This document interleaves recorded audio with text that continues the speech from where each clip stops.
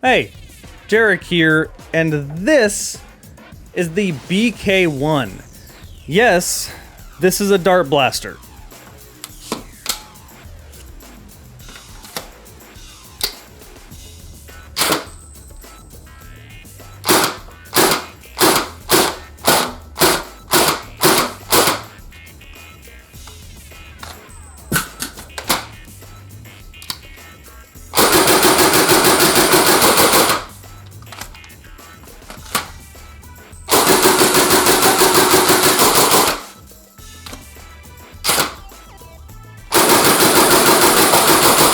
Now, you've already seen one of these on this channel because I had a previous one just brick itself right away. So I have a bit of a love-hate relationship with this.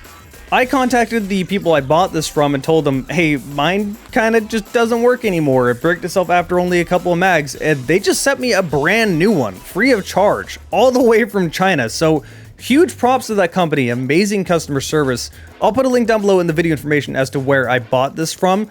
And I bought so many stuff from them. I would highly recommend. Anyway, the BK1.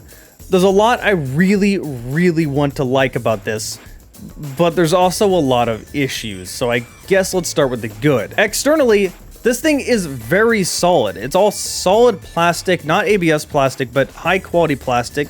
The grip is incredibly comfortable. Overall, the external build quality, I have no complaints. And also, it just looks badass. This thing looks a lot like a 9mm AR-15. That may either be a good thing or a bad thing depending on who you are. I know a lot of nerfers don't really like their Nerf guns to look realistic. I personally prefer it, but at the same time, I can't say I'd want this thing to go into mass production and just become easy for children to buy or something. That's just begging for somebody to get shot, and then secondary on top of that, Nerf laws would change pretty quick. More importantly, people would die.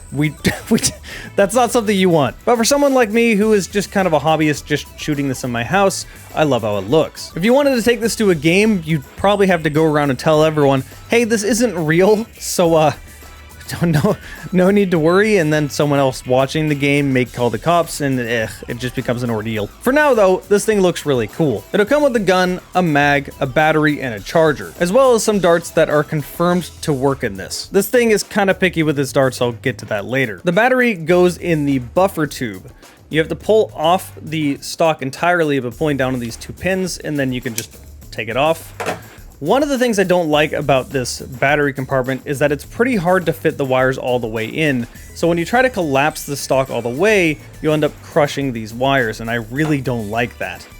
Anyway, the battery this comes with is a stick type 7.4 volt, 2200 milliamp battery, and you have to use the USB charger it comes with. And unfortunately, this isn't just like an XT30 or an XT60. The wiring is not exactly great, so I really wouldn't recommend you just chuck a 3S in here and rewire it to that. That will just blow this thing up. Anyway, you just kind of drop this in here, plug it in, and you'll be good to go. The actual stock itself is a pretty standard M4 style stock, but I mean, it's proven, it's comfortable, it works. Like this gun, everything about this is extremely comfortable and easy to use. Then you get to the problem. This is an AEG.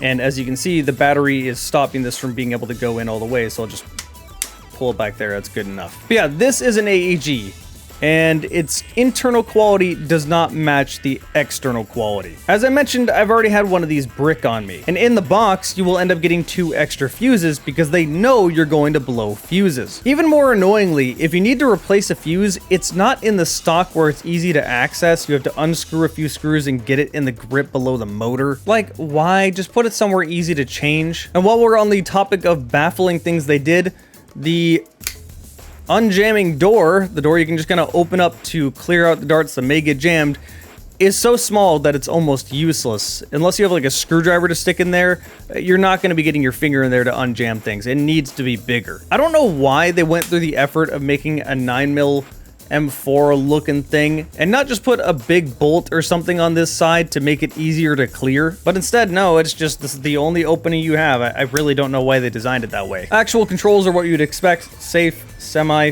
full auto. I mean, it's like using an M4. If you ever use an M4, you know how this works. The magazine itself is specific to this gun. Nothing else will work in this gun, and it holds 12 darts. So if you're wanting to shoot this more, I would recommend buying extra magazines. There are 2 ways to shoot this blaster.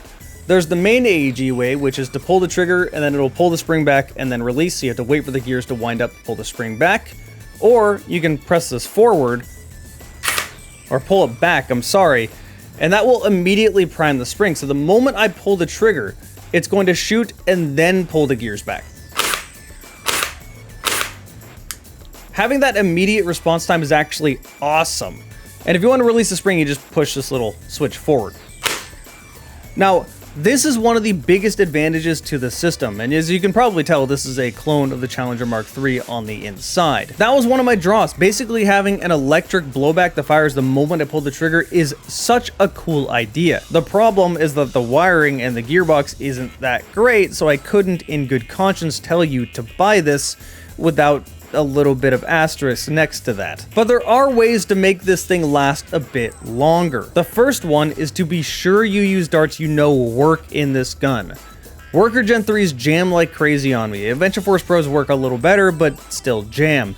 Every time you jam, that really runs the risk of breaking your gearbox. And even if you aren't, it's putting more stress on the gearbox because you can tell when it's about to jam.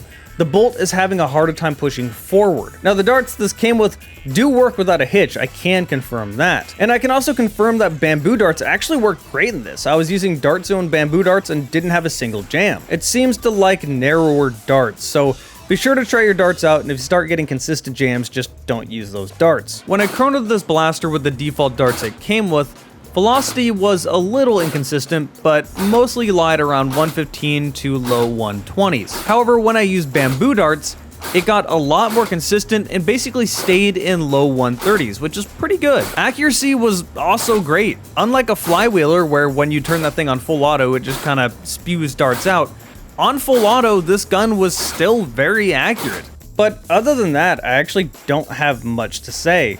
External quality is great. Internal quality is very questionable. So would I recommend it?